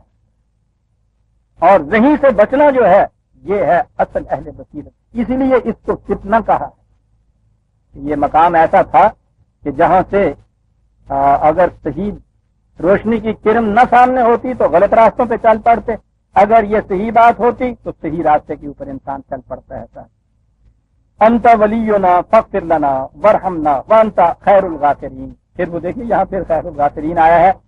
یہ جو نقصان کر بیٹھتے ہیں اپنا تیری طرف سے اس کی حفاظت ہونی چاہیے. اس سے ہماری نشو و نما میں کمی آ جاتی ہے, سامان مرحمت عطا فرما دے. یہ دعا کی تو بہترین حفاظت کرنے والا ہے. اور دعا کا اگلا حصہ ہے وَاكْتُبْ لَنَا فِي هَذِهِ الدُّنْيَا حَسَنَةً وَفِي الْآخِرَةِ. یہ ہے دعا مومن. سب سے پہلے فی هذه الدنیا, اس دنیا کی خوشگواریاں ہمیں عطا کر دے, اور پھر مستقبل کی خوشگواریاں. زندگی تو مسلسل ہے, ہوئے رواں ہے. یہاں کی خوشگواریاں زندگی, یا زندگی خوشگوار, یہی زندگی آگے چلے گی. یہاں بھی خوشگوار, مسلسل خوشگوار. اور اگر یہاں کی زندگی ذلتوں کی, شکستوں کی, پسماندگیوں کی زندگی ہے تو یہاں ساری عمر جوتے کھاتا رہے, اور جو ہی آنکھ بند کی تو سرفرازیاں اس کو مل گئی ہیں. کیا کہتے ہیں یہ زندگی تک تسلسل تو نہیں ہے. من کانا فی ہذہ ہی آنا فہو فی الآخرۃ اعمی. یہاں کا اندھا وہاں کا بھی اندھا ہوتا ہے. اس لیے سب سے پہلے دعا کا حصہ فی ہذہ الدنیا حسنۃ ہے. یاد رکھ, وہ کام نہیں لائے کہ ہنگامہ سردہ جس قوم کی تقدیر میں امروز نہیں ہے, جس کا آج خوشگوار نہیں ہے اس کا کل بھی خوشگوار نہیں ہو سکتا. یہ ماپنے کا بڑا محسوس معیار اور پیمانہ ہے. اور یہاں اللہ والوں کی تصویر ایسی دکھائی جاتی ہے, دنیا بھر میں ذلیل خوار, نہ کھانے کو روٹی, نہ پہننے کو کپڑا, نہ رہنے کو جگہ. یہ کیفیت ان کی معاف فرمائیے گا, جیسا وہ بھانڈوں نے کہا تھا کہ قیامت میں ایک امت آئی صاحب وہ جھنجھنے بجاتی ہوئی, ناچتی گاتی ہوئی چلی گئی. دوسری آئی علم اٹھائے ہوئے ہیں, تخت و تاج ان کے ساتھ ہے, زر و جواہرات ہیں, وہ بھی چلی گئی اور جاتی رہی ہے. اور اس کے بعد پھر صاحب ایک اور امت آئی صاحب, کپڑا پہننے کو نہیں, ننگے چلے آ رہے ہیں, فاقوں کے مارے جسمیہ منہ کے اوپر زردائی چھائی ہوئی ہے. یہ کیا کیا, کوئی ساز و سامان ساتھ نہیں ہے, چلی آ رہی ہے. آواز آئی ہے کہ اب اللہ کے بندوں کی ایک امت چلی آ رہی ہے. انہوں نے پوچھا کہ صاحب یہ اللہ کے بندوں کی کیسے ہے؟ کہنے لگے یہ اللہ کے رنگ میں رنگے ہوئے ہیں, نہ وہ کھاتا ہے نہ ان کو کھانے کو ملتا ہے, نہ وہ پہنتا ہے نہ اس کو, وہ بھی لامکان ہے, یہ بھی لامکان ہے. ساری عمر الاٹمنٹاں لے کے پھرتے رہتے ہیں. اے اللہ کے رنگ سے رنگی ہوئی کام آؤں پی ہے. انہوں نے تو بھان میں مذاق میں بات کی, آپ سیریس نہیں ہے. مقربین بارے گاہ خداوندی جو آپ کے یہاں اولیاء کرام صوفیہ اعظام کہلاتے ہیں, ان کی سوانح عمریاں پڑی. جتنا زیادہ وہ اس دنیا کے اندر تنگ دست, سب کا مست, نہ کھانے کو روٹی, نہ پہننے کو کپڑا, نہ رہنے کو مکان, مصیبتوں میں مبتلا, بیماریوں کے اندر. وہ یہاں تک کہ صاحب حضرت ایوب کے متعلق صبر ایوب یہ تھا کہ سارے جسم کے اندر توبہ توبہ معاذ اللہ کیڑے پڑے ہوئے تھے، اور پھر کیفیت یہ تھی کہ کیڑا جو گرتا تھا نا اٹھا کے وہیں رکھ لیتے لوگ. یہ تصور آپ کے یہاں دیا گیا، کتنی بڑی سازش آپ کے یہاں کی گئی ہے. اس کام کے ساتھ جو دعا کا پہلا حصہ ہے فی ہذہ دنیا حسنۃ، اس کے لیے یہ چیز کہ حسنات ساری جتنی ہیں دوسری قوموں کے لیے، اور ساری ذلت اور خاریاں فاقہ مستیاں اس قوم کے لیے. یاد رکھیے عزیزان من، خدا کے قوانین پہ چلنے والی قوم وہ تو کہتے ہیں انتم الاعلون ان کنتم مؤمنین. مومن ہو تو تم سے تو اونچا کوئی ہو ہی نہیں سکتا صاحب، تم سے اونچا ہو ہی نہیں سکتا. اور اقبال تو اونچا ہونا تو ایک طرف رہا، وہ تو کہتا ہے مومن بالائے ہر بالا ترے، اس لیے کہ غیر سے برنتابد ہم سرے. مومن جتنا بھی کوئی اونچا اس سے بھی بلند ہوتا ہے، اس لیے کہ اس کی غیرت تو اپنا ہمسر بھی قبول نہیں کرنا چاہتی ہے کہ جائے کہ کوئی اس سے آگے نکل جائے. السابقون الاولون ان سے کہا، مسابقت فی خیرات ان سے کہا، سارعون کا ہے بھاگ کے جانے والے، چلنے والے نہیں صاحب. یہ ان کے متعلق یہ تصور آپ کے ہاں دیا، قوم کو تباہ حال کر کے رکھ دیا. فی ہذہ الدنیا حسنۃ وفی الآخرۃ، ٹھیک ہے، جہاں کی حسنات وہاں کی آگے چلے گی. پھر انا ہدنا الیک، کیا بات کہہ دی. یہ چیزیں کیوں مانگی جا رہی ہیں؟ اس لیے کہ ہم اب ساری دنیا سے منہ موڑ کر ہم نے تیری طرف رجوع کر لیا ہے، اور تیری طرف رجوع کرنے کا تو نتیجہ پھر یہ ہوگا کہ اس دنیا میں بھی حسنات ملیں گی، آخرت میں بھی حسنات ملیں گی. اس کی طرف رجوع کرنے والوں کے تو یہ علامات ہوتی ہیں بیداری، نہ کہ وہ علامات عزیزان من جو ہمارے ہاں کے اس باطل کے تصوف نے سکھا دی ہم. فقیری اور درویشی اور بزیری اور بزیری اور عاجزی اور ان کے ساری نہیں ہے، ذلت اور پستی. قال دعا یہ مانگی واکتب لنا فی ہذہ الدنیا حسنۃ قال عذابی اصیب بہ من اشاء ورحمتی وسعت کل شیء. یہ عزیز چیز آئی ہے عزیزان من، ساری دنیا کے مذاہب کے الرغم ہر مذہب تاج یہاں سے کرتا ہے، ابتداء یہاں سے ہوتی ہے کہ یہ دنیا، اس میں انسان ایک عذاب میں گرفتار، یہاں مصیبتیں بھگتنے کے لیے آیا ہے. اب انسان اپنی مرضی سے تو آیا نہیں، لائی حیات آئے، سیدھی سی بات ہے. تو اپنی مرضی سے آیا نہیں، اس نے بھیجا ہے، خدا نے یہاں بھیجا کاہے کے لیے ہے؟ مصیبتیں بھگتنے کے لیے، تکلیفیں اٹھانے کے لیے. کہا جائے کہ صاحب یہ کیا میں نے کیا جرم کیا مصیبتیں بھگتنے کے لیے؟ اگر مجھے یہاں کا نقشہ دکھا دیا جاتا کہ وہاں یہ کچھ ہوگا، اور مجھ سے پوچھا جاتا کہ کہو جانا چاہتے ہو یا نہیں جانا چاہتے ہو، میں کہتا صاحب میری توبہ، میرے وڈیاں تو بھی توبہ، کسی بھی مت ماری ہوئی ہے کہ جیل کھانے کی چاہے کہ میں جانا چاہوں نا. تو پوچھا تو اس نے نہیں، شاید ایسے واسطے بھی انہوں نے نہ کر دینی ہے تو پھر بڑی مشکل ہو جائے گی. کاریگر ہے، پوچھا نہیں. دنیا کا ہر مذہب یہاں سے سٹارٹ کرتا ہے. ہندو مت دنیا کا سب سے بڑا مذہب کہلاتا ہے. چلتا یہاں سے کہ یہ اندھے کانے لولے اپاہج کوڑی مصیبت زدہ فاقہ مستری، یہ کیوں ہے صاحب؟ آئے کوئی چیز نہیں وہ جو سمجھ لے. پچھلے جنموں میں کوئی کرم کیے، ان کی سزا بھگتنے کے لیے آئے ہوئے، سزا بھگتنے کے لیے. کچھ پتہ نہیں ان بیچاروں کو کہ ہمارا پچھلا جنم کون سا تھا بھی یا نہیں، ہم نے وہ کیا جرم کیے تھے جن کی سزا مل رہی ہے. کچھ پتہ نہیں، مل رہی ہے سزا. صاحب نکل بھی سکتے ہیں سزا سے، اس جنم میں تو نہیں نکل سکتے سر. اگلی جون میں جا کے، یہ جون سن 73 کی نہیں، آپ سمجھو کہ 72 کی جون میں نہیں، 73 کی جون میں نہیں، اگلے جنم میں جا کے، یعنی اس جنم کے اندر تو اب کوئی طریقہ ہی ہے نہیں نا اس عذاب سے نکلنے کا. کیوں جی؟ برہما کا یہی رشتہ ہے، یعنی خدا کا قانون یہی. شودر پیدا ہو گیا، وہ بھی ساری عمر جوتیاں کھاتا رہے گا برہمن کی چھتری کی ویش. وہ شودر کے درجے سے ویش تک نہیں آ سکتا. اس کے گھر میں پیدا ہونے والی اولاد وہ بھی شودر، کوئی اختیار نہیں، کوئی ارادہ نہیں اپنا. یہاں سے سٹارٹ کرتا ہے مذہب. یہودیت عیسائیت دنیا کے سب سے اور بڑے مذہب. بنیاد یہاں سے چلتی ہے کہ ہر پیدا ہونے والا بچہ اپنے اولی ماں باپ کے گناہ کا بوجھ اپنی پیٹھ کے لاد کے آتا ہے، اور کوئی عمل ایسا نہیں جو اس بوجھ کو اتار سکے۔ میرے صاحب، یعنی خدا کا تصور یہ آتا ہے کہ یہاں جو عام ہے اس دنیا میں، اس کی طرف سے عذاب ہی عام ہے، سزا ہی عام ہے، تکلیفیں ہی عام ہیں۔ اب اس میں سے بہرحال اگر عیسائیت نے کہہ دیا تو یہ کہ مسیح کی کفارے کے اوپر ایمان لاؤ، تو اس میں پھر اگلی دنیا میں کچھ راحتیں مل جائیں گی۔ یہودیت نے کہہ دیا کہ بنی اسرائیل کے گھر میں پیدا ہو جاؤ، پھر اس میں بھی اختیار نہیں کسی کا، اس کو نجات ملے گی۔ لیکن تصور یہ ہے کہ خدا کی یہ دنیا جس میں انسانوں کو بھیج رہا ہے، یہ مصیبتوں سے پٹی پڑی ہے، یہاں عذاب ہی عام ہے اس کا۔ عزیزان من، اس پس منظر میں آئیے اور اس انقلابی اعلان کو دیکھیے کہ ورحمتی وسعت کل شیء، کائنات میں میری رحمت عام ہے۔ یہ جو مصیبت و تکلیف آتی ہے وہ تو تمہارے اپنے کیے کی آتی ہے، میں نے تو رحمتیں عام کر کے دیکھی ہے۔ اللہ اکبر، یہ ہے مقام جہاں پتہ چلتا ہے کہ قرآن کس خدا کا کلام ہے۔ مذہب والا کبھی یہ نہ کہتا۔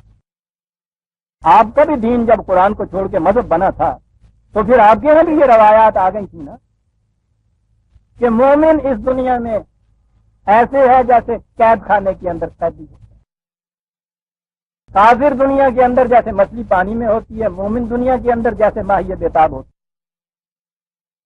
مومن کی نشانی اب مذہب آ گیا نا۔ اب جہاں مذہب نے تو شروع کیا تھا کہ دنیا میں اندر مصیبت اور سزائی بھگتنی ہے، انہوں نے بھی یہ کچھ کہہ دیا کہ یہاں سزائی بھگتنے کے لیے آتا ہے۔ یہ ہے اعلان دین کا، یہ ہے اعلان قرآن کا، یہ ہے خدا کی کتاب۔ کیا بات ہے، رحمتی وسعت کل شیء، وسعت کا لفظ دیکھیے، چھائی ہوئی ہے ساری کائنات کے اوپر، ہماری طرف سے تو رحمتیں چھائی ہوئی ہیں۔ یہ تو خود کمبخت اپنے آپ کو محروم کر لیتا ہے۔ رحمتیں عام رحمت ساری کائنات میں آپ دیکھیے، رحمتیں اس کی، یہ دیکھیے تو صحیح۔ ابھی مہینہ دن پیشتر ان کو آپ نے دیکھا ہوگا، اس درخت کو میرے سامنے ہی تھا، چھٹ کھڑا تھا، سوکھی ہوئی لکڑیاں، کوئی پتی تک نہیں ہے، زندگی کی کہیں نمود نظر نہیں آ رہی ہے، کچھ نہیں صاحب۔ آپ دیکھیے ایک بارش ہوئی ہے، آپ دیکھتی ہیں کس طرح سے زندگی کی شادابیاں جھانک رہی ہیں، ان میں سے جو در بندی سے روزن سر برارن کہاں کہاں سے یہ نکل رہے ہیں، گل بوٹے پھول پھل تازگیاں، ساری کائنات کے اندر یہ ساری چیزیں پھیلی ہوئی، رحمتیں ہی رحمتیں اس کی پھیلی ہوئی۔ انسانوں کی زندگی میں بھی اس نے کہا تھا کہ میری طرف سے تو ان کو رحمتیں ہی ملتی ہیں، یہ خود ہی اپنے آپ کے اوپر عذاب نازل کرائے تو میں اس کا کیا علاج کروں؟ یہ اس کی اپنی لائی ہوئی ہے۔ قرآن نے یہ کہا ہے کہ کوئی مصیبت نہیں آتی الا بما کسبت ایدیکم، کہ جو تمہارے اپنے ہاتھوں کی لائی ہوئی نہیں ہوتی۔ مصیبت تمہاری اپنی لائی ہوئی، فرد کی لائی ہوئی ہو یا غلط معاشرے کی لائی ہوئی، یہ سوچ لیجیے۔ غلط معاشرے میں فرد مجبور ہوتا ہے، خدا کے ہاتھوں مجبور نہیں ہوتا، معاشرے کے ہاتھوں مجبور ہوتا ہے، یاد رکھو۔ معاشرے کو الٹ کے صحیح معاشرہ قائم کر دے، مصیبت آ ہی نہیں سکتی تھا۔ مصیبت قرآن نے کہا تمہارے اپنے ہاتھوں کی لائی ہوئی، رحمت ہماری چھائی ہوئی سارے کائنات، ساری دنیا کے مذاہب کے خلاف۔ جہاں یہ کہا کہ خدا مصیبت خدا کی بھیجی ہوئی، کہتا مصیبت تمہاری اپنی لائی، ہماری رحمت ہر شے کے اوپر چھائی ہوئی۔ عذابی اصیب من اشاء میں نے بتایا ہوا ہے۔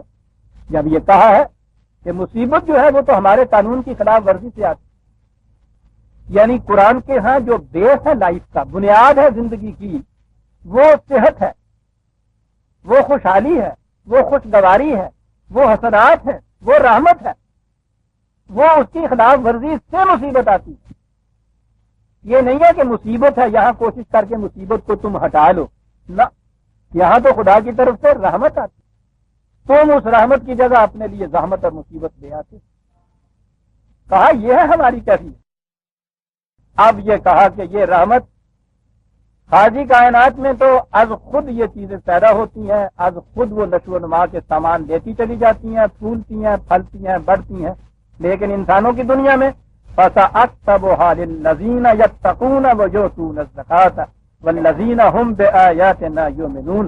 اب یہ تمہیں بتائیں، رحمت تو عام ہے، بڑھتی کس طرح سے ہے، ملتی کیسے ہے؟ یہ ملتی ہے انہیں کہ پہلی چیز یہ کہ وہ ہمارے قوانین کی صداقت پر یقین رکھیں، دوسری چیز یہ کہ یتقون، ان کی خلاف ورزی سے جو نقصانات پہنچتے ہیں ان سے بچنا چاہیں، یعنی مصیبتوں کو آواز دے دے کے نہ بلاتے رہیں کہ کیڑا اگر جسم سے گر گیا ہے تو اٹھا کے پھر وہاں رکھ لیں۔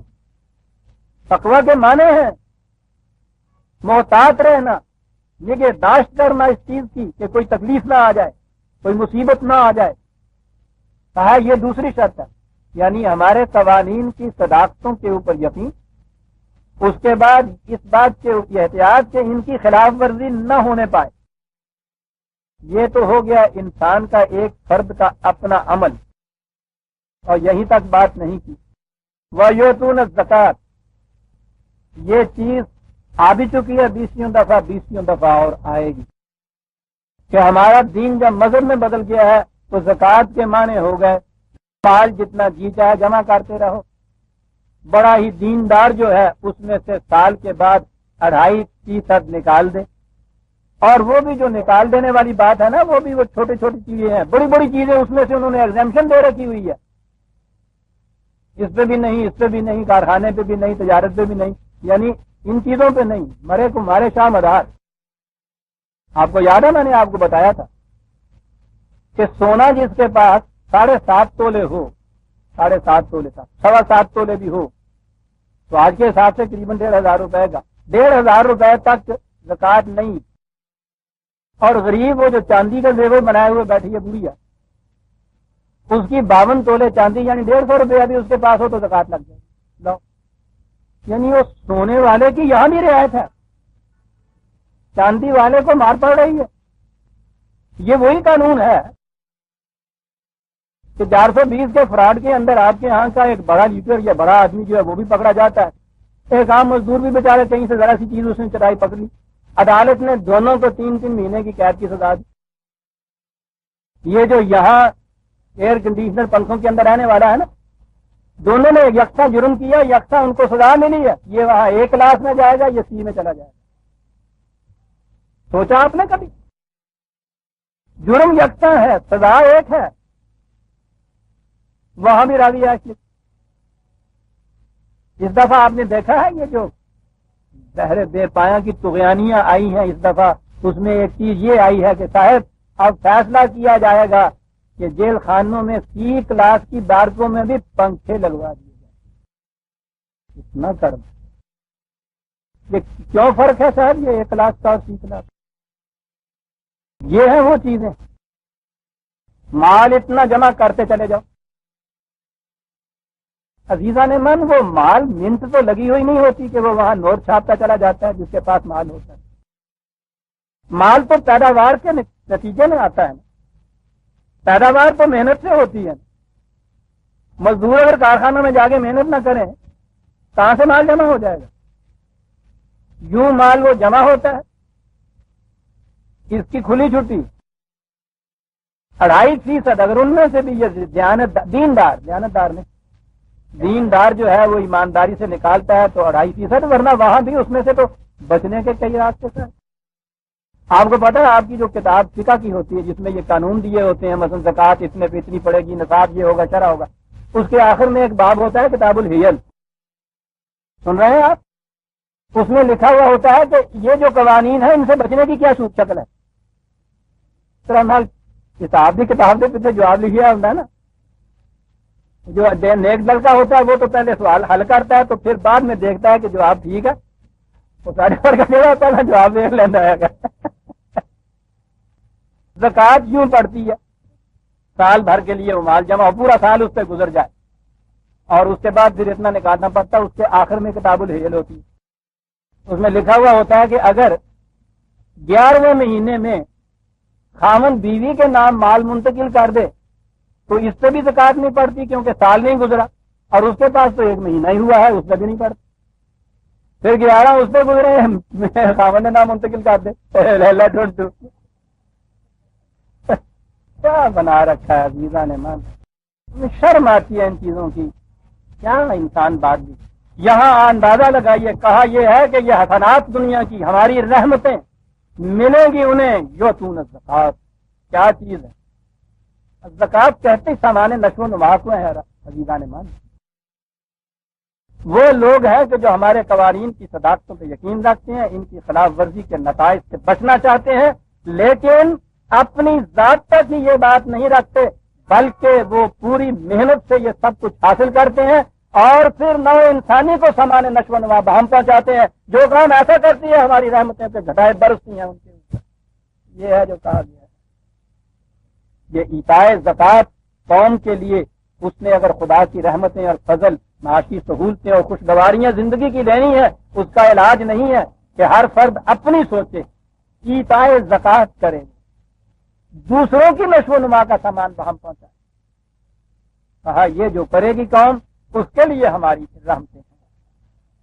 یہ وہاں کہا گیا حضرت موسیٰ علیہ السلام.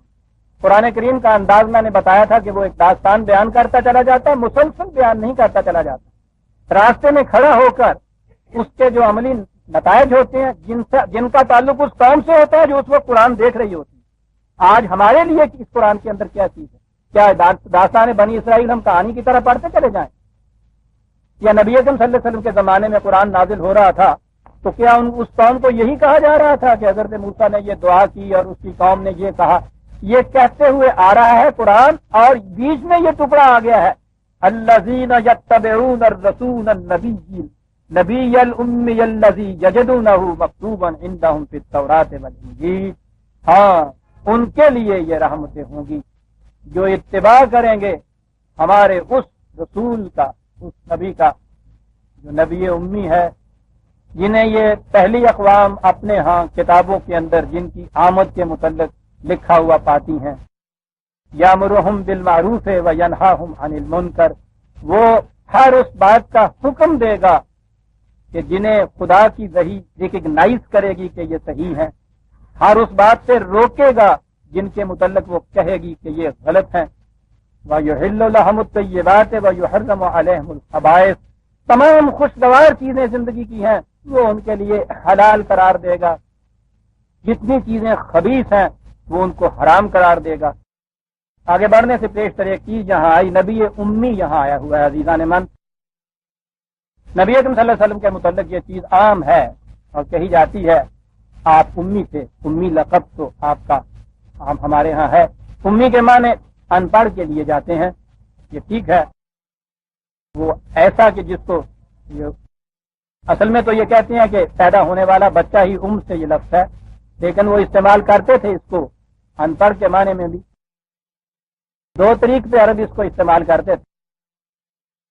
ان کے ہاں یہ جو یہود و نصارہ تھے وہ اپنے آپ کو اہل کتاب کہتے تھے، اور یہ جو عرب تھے باقی ان کی طرف چونکہ کوئی نبی نہیں آیا تھا، ان کے پاس کتاب نہیں تھی، یہ مدعی نہیں تھے اس کے، وہ انہیں بھی امی کہا کرتے تھے، غیر اہل کتاب. اور اس لیے بھی کہ یہ لوگ پڑھنا لکھنا نہیں جانتے. نبی اکرم صلی اللہ علیہ وسلم کے متعلق یہ ہمارے ہاں عام عقیدہ ہے کہ حضور ان پڑھ تھے، ساری عمر ان پڑھ رہے. آپ سوچئے ایک ایسی ذات جن کے متعلق یہ روایت روز ہم دہراتے ہیں کہ حضور نے فرمایا کہ علم حاصل کرو خواہ چین تک جانا پڑے، جس کے نزدیک علم کی یہ اہمیت تھی تو کیا وہ چین تک تو نہ گئے، کیا وہ اپنے ہاں مکے میں بیٹھے ہوئے لکھنا پڑھنا بھی نہیں سیکھ سکتے تھے؟ پھر وہ ایک مملکت کے سربراہ ہیں، فقیر گوشہ نشین نہیں ہے کہ اپنی جھونپڑی میں بیٹھے ہوئے ہیں اور تسبیح پھیر رہے ہیں. ایک عظیم مملکت 10 لاکھ مربع میل پر پھیلی ہوئی ہے. کیسر و کسرا کے بادشاہوں کے ساتھ ان کی کمیونیکیشن ہو رہی ہیں، ان کے ہاں کے قاصد آ رہے ہیں، ان کی دستاویزات آ رہی ہیں، یہ سب کچھ ہو رہا ہے. میں پوچھتا یہ ہوں کہ ایک ایسا انسان جو ذہنی اعتبار سے اتنا بلند ہو، اتنا ذکی ہو، اتنا فطین ہو، نابغہ ہو، جینیس ہو، دنیا کے اعتبار سے میں کہہ رہا ہوں، اس کے لیے لکھنا پڑھنا سیکھنا مشکل کیا تھا؟ اور پھر اہمیت یہ ہو کہ وہ لوگوں سے کہے کہ بابا علم حاصل کرو، خیر تمہیں چین کی مسافت بھی کیوں نہ طے کرنی پڑے. یہ بات نہیں ہے. بات وہ ہے جو قرآن نے خود واضح کر دی. یہ ٹھیک ہے عرب میں لکھنا پڑھنا نہیں عام تھا. نبی اکرم صلی اللہ علیہ وسلم بچپن میں یتیم ہو گئے، والدہ بھی فات ہو گئیں، دادا گارجین تھے ان کا بھی انتقال ہو گیا. اس حالت میں آپ نے بچپن گزارا. عرب کے اندر یا مکے کے اندر بھی خاص طور یہ مکتب اور مدرسے اور اسکول تھے ہی نہیں، لکھنے پڑھنے کا انتظام نہیں تھا۔ اتنا بڑا مکہ، اس کے اندر کوئی 17 آدمی زیادہ سے زیادہ تھے جو لکھنا پڑھنا جانتے تھے۔ تو ایک ایسا بچہ کہ جس کی بچپن کی عمر اس یتیمی میں گزری ہو، اس کے لیے لکھنے پڑھنے کا اہتمام نہیں تھا۔ نبوت ملنے کی پہلے کی زندگی کے متعلق قرآن بتاتا ہے کہ وہ لکھنا پڑھنا آپ نہیں جانتے تھے۔ جس دن اس منصب کے اوپر سرفراز ہوئے ہیں، اس کی اہمیت سامنے آئی، اس کی ذمہ داریاں سامنے آئیں، تو کیا اس وقت بھی آپ نے یہ اہتمام نہیں کیا ہے کہ کچھ لکھنا پڑھنا سیکھ لیں؟ اہتمام کی تو کیفیت یہ تھی کہ وہاں یہودیوں کی تورات عبرانی میں ہوتی تھی، تو آپ نے حضرت زید سے یہ کہا کہ یہ عبرانی زبان آنی چاہیے ہم لوگوں کو۔ ٹھیک ہے، انہوں نے گئے، جا کے عبرانی سیکھی۔ براہ راست یہودیوں کی عبرانی جو تھی، تورات جو تھی، اس کا مطالعہ کیا جاتا تھا۔ یہ شخص اپنے متعلق اتنا بھی نہ کرے گا کہ لکھنا پڑھنا ہی سیکھ لے کم از کم، اصل باور نہیں کرتی۔ قرآن کریم اس کی وضاحت کر دیتا ہے 29/48 29/48 وما كنت تتلو من قبله من کتاب ولا تخطه بيمينك۔ اس نبوت سے پہلے تیری یہ حالت تھی کہ تو نہ لکھنا جانتا تھا نہ پڑھنا جانتا تھا۔ تو من قبل ہی کہہ کے تو اس نے خود واضح کر دیا بات۔ جہاں نبی اکرم صلی اللہ علیہ وسلم کی پہلی زندگی قبل از نبوت کی اور بعد کی زندگی کے متعلق یہ کہا کہ ووجدک ضالا فہدی، تو تلاش حقیقت میں سرگرداں پھر رہا تھا، ہم نے راستہ دکھایا۔ ووجدک یتیم پایا، ووجدک عائلا فاغنی، تمہاری ضروریات زندگی پوری کی، تمہاری یہ قسم پرسی کا عالم تھا، اس میں تمہاری نکھواری کی۔ یہ چیزیں قرآن گناتا ہے، اسی میں یہ بھی گناتا ہے کہ اس سے بیشتر تو لکھنا پڑھنا بھی نہیں جانتا تھا، اس کے باوجود اتنا مقام بلند جو حکم الناس کے بھی کسی کے حصے میں نہ آ سکے، نبوت کا مقام وہ دیا۔ من قبل ہی، اس سے پہلے تمہاری یہ حالت تھی۔ خود قرآن کہہ رہا ہے کہ اس کے بعد یہ حالت نہیں تھی۔ اس لیے وہ رسول امی جو ہے، یہود و نصارہ کے اصطلاح کی روح سے، یا تو وہ کہ اس قوم میں آیا، والذی بعث فی الامیین رسولا، وہ خدا کے جس نے اس امی قوم میں رسول بھیجا، یعنی جن کے طرف پہلے کتاب نہیں آئی ہوئی۔ یہود و نصارہ اس لیے بھی آپ کو امی کہتے تھے کہ یہ اس قوم سے متعلق تھے جن کے ہاں پہلے کتاب نہیں آئی۔ اور دوسری چیز من قبل ہی نے یہ بتا دی کہ نبوت سے پہلے حضور لکھنا پڑھنا نہیں جانتے تھے، نبوت کے بعد یہ کیفیت نہیں تھی، آپ جانتے تھے۔ اس لیے اب یہ تصور کہ حضور ساری عمر ان پڑھ رہے تھے، یہ میں سمجھتا ہوں قرآن کی وضاحت کے خلاف ہے اور گستاخی بھی ہے۔ اس لیے یہاں جو لفظ آیا ہے نبی امی، تو یہ چیز آئی، اور اس کے بعد ایک خصوصیت بتائی ہے کہ یہ نبی آ کے کرے گا کیا؟ وہ کرے گا یہ کہ وَيَضَعُ عَنْهُمْ إِصْرَهُمْ وَالْأَغْلَالَ الَّتِي كَانَتْ عَلَيْهِمْ۔ بڑی اہم خصوصیت ہے نبوت محمدیہ صلی اللہ علیہ وسلم کی۔ لیکن آج 9:30 بج گئے، یہاں سے ہم اگلے درس میں شروع کریں گے۔ سورہ الاعراف کی آیت 157 تک ہم آ گئے۔ 157 کا یہ ٹکڑا بھی ابھی سامنے ہے ہمارے، یہاں سے ہم اگلے درس میں شروع کریں گے۔ ربنا تقبل منا انک انت السمیع العلیم۔ شکریہ۔